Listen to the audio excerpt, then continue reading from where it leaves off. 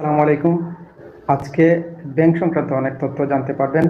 Time value of money, অর্থের সময় মূল্য, অর্থাৎ আজকের এক টাকা ভবিষ্যতে কত টাকার সমান, বা আজকের এক টাকা ভবিষ্যতে এই টাকার মান কমবে নাকি বাড়বে সে সম্পর্কে জানতে পারবেন।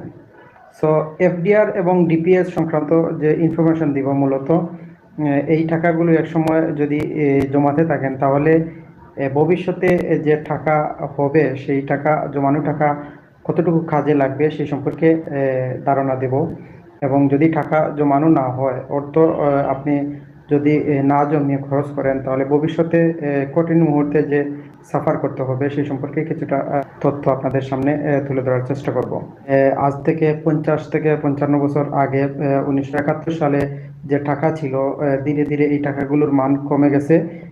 আজকে সেই আজ থেকে 54-55 বছর আগে যে টাকা, এক টাকা ছিল, বর্তমানে সেই টাকা, এক টাকার মান আজকের টাকার মানের কতটুকু সমান, এবং ভবিষ্যতে আজ থেকে 50 বছর পরে এই যে 100 টাকা রয়েছে, 100 টাকার মান কতটুকু কমবে সে সম্পর্কে একটু চিন্তা করলেই বুঝতে পারবেন।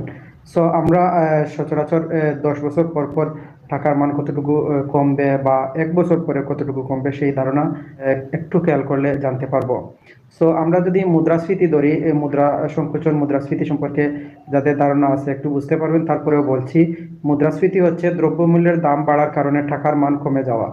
সেজন্য একটা ইন্টারেস্ট রেট ধরা হয় ব্যাংকে, সচরাচর 8 থেকে 10% যদি ধরেন ইন্টারেস্ট রেট, তাহলে প্রতি বছর 10% টাকার মান কমছে ধরে নেবেন।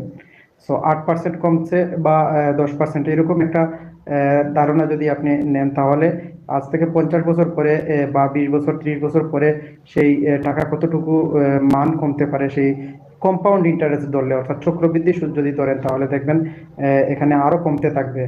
সো সরল বা সিম্পল ইন্টারেস্টে এরকম হিসাব করলে হবে না, কারণ খুব বেশি গতিতে ইন্টারেস্ট দরে কমতে থাকে, টাকার মান কমতে থাকে। সো একটা কম্পাউন্ড ইন্টারেস্ট যদি ধরেন আজকের 1 লক্ষ টাকা, 50 বছর পরে যে টাকাটা জমাবেন, 50 বছর পরে কত টাকা হবে, তদ্রূপ ওই টাকাটা এরকম মান কমতে থাকবে। সো ভবিষ্যতে বাংলাদেশের কি অবস্থা হচ্ছে, যারা মধ্যবিত্ত, নিম্নবিত্ত, তাদের অবস্থা কি হবে, বা উচ্চবিত্ত যারা রয়েছেন তাদের অবস্থা কি হবে চিন্তা করেন। সো এই জন্য মুদ্রাস্ফীতি বোঝার চেষ্টা করব, যেন যে পোশাক আশাক ব্যবহার করছি, যে স্কুল কলেজের বা চিকিৎসা খরচ বা বাসা ভাড়া, অন্যান্য সকল কিছু মিলে সেগুলো হিসাব করলে আমরা খুব সহজে বুঝতে পারবো আমরা 20-30 বছর পরে আমাদের টাকার মান কতটুকু কমতে পারে।